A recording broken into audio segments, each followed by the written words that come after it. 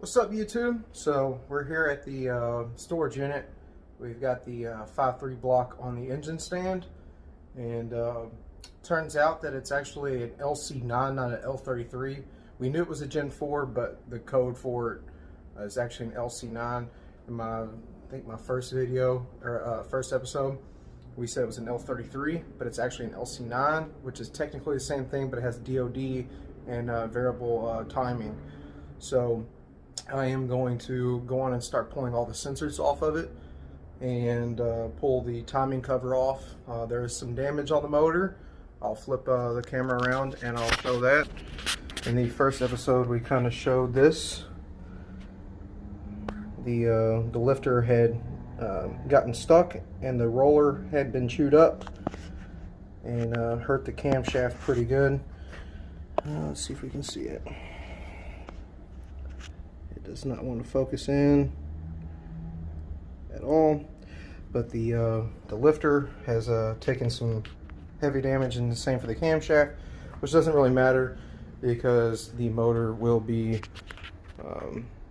rebuilt, and it was going to get a new camshaft anyway. So I'm going to pull the knock sensors, and I think that is a crank sensor.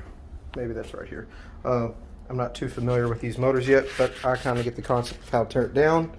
Once I get this motor tore down, it will go to a machine shop, get decked, honed. We'll check for any cracks. What else?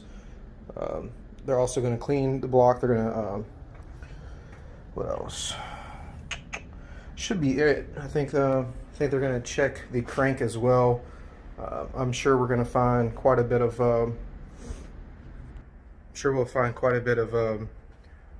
bearing material, or the bearings have been scored pretty bad, considering that camshaft. It looks like it possibly had quite a bit of metal in the oil, which also goes through the rotating assembly. So yeah, I'm going to put this up on a time lapse and we're going to tear it down.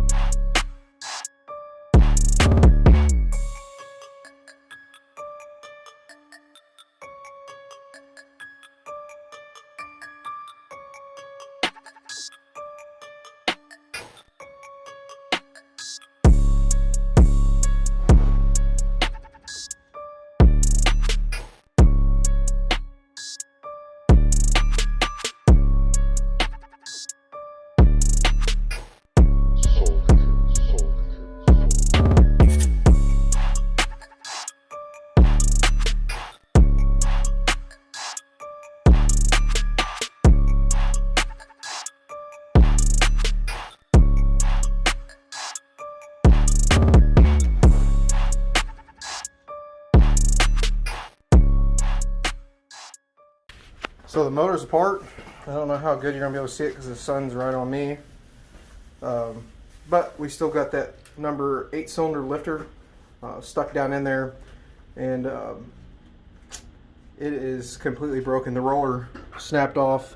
The camshaft has significant wear even on the second lifter here. The lifters all looked good.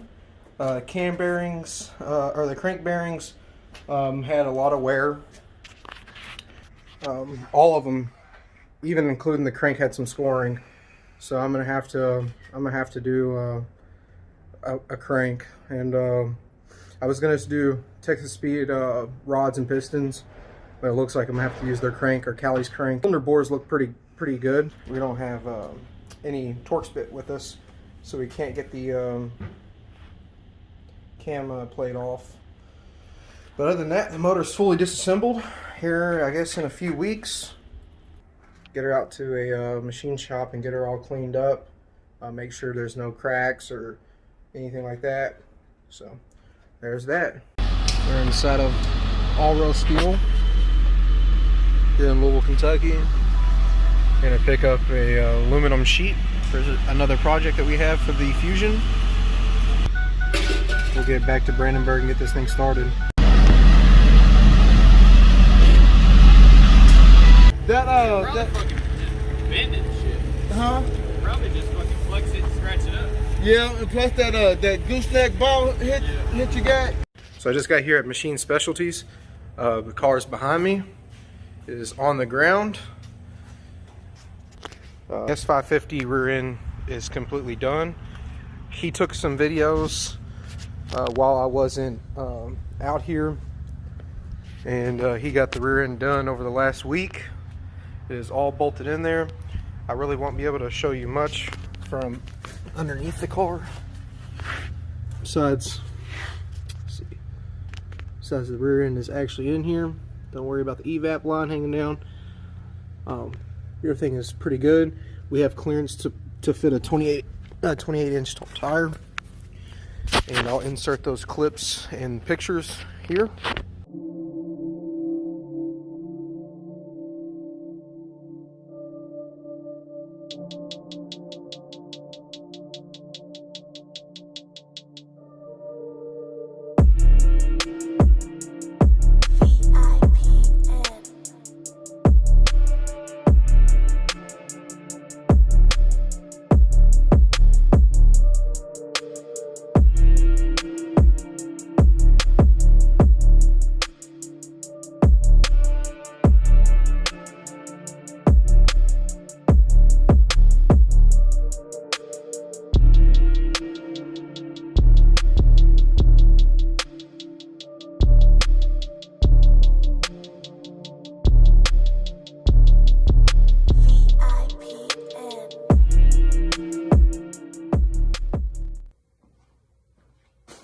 This is the test. We got springs in, whole ass end of it's done. Now I got the wheels mounted, so we got 16 to fit. So I'm gonna jack it up, take jack stands out, set it down, see what she looks like.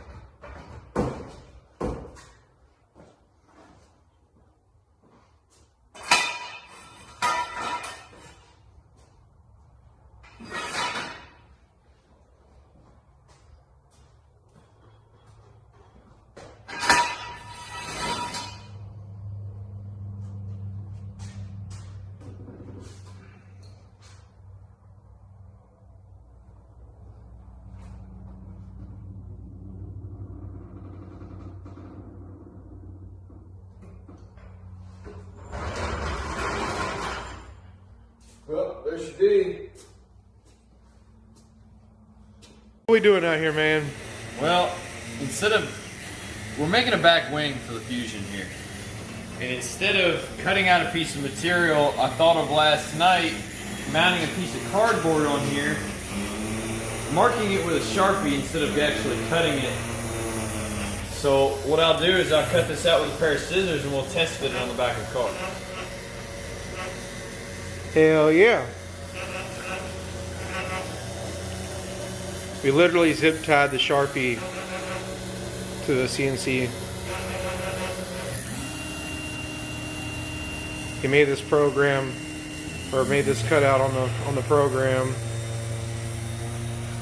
First we templated it, and we were gonna have to jigsaw, and it wasn't gonna work that way. So he spent quite a bit of time, got this all on the computer.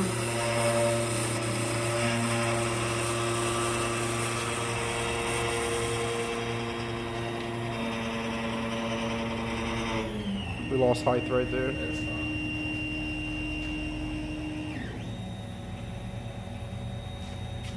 Just because the thing's warped.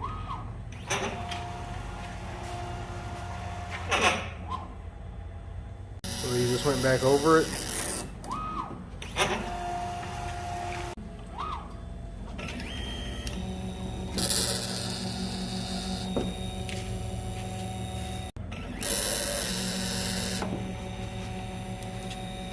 So the template is cut out.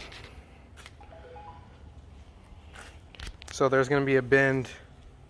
Okay, well, there's going to be a bend here. So this whole piece where the these are the webbing will be bent here, and then at this corner, I don't know if you can see it because of the shadow. This corner right here is going to be bent up all the way to here, and that will give us side or a mounting point for the winglets that go on the side, and keep the aerodynamic arrow going down the back of the car, and it doesn't just stop right at the tail light. It's actually going to start like right here, and the piece will curve with the body line. Technically, from the back of the trunk, we're looking at about a 12-inch wing. It's kind of hard to tell on cardboard, but it won't be that long. It'll be just a tad bit shorter, but that is our drag wing for our 2016 Ford Fusion. Hit your two-step.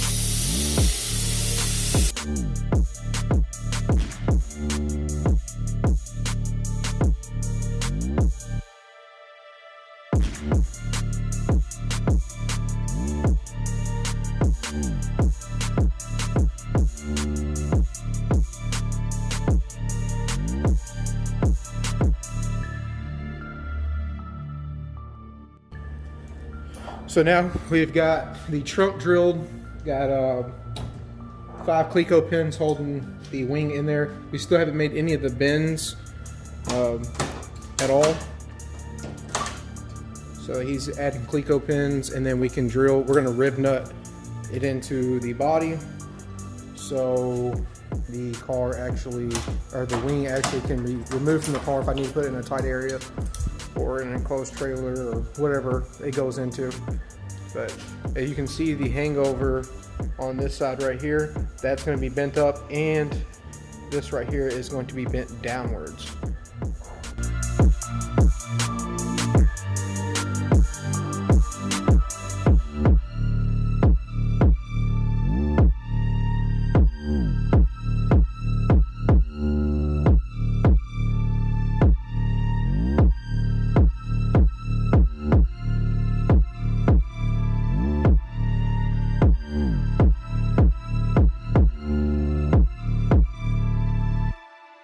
We finished up the wing, or the cutout for the wing. We still have to make the winglets, which will come down and kind of flow with the body line.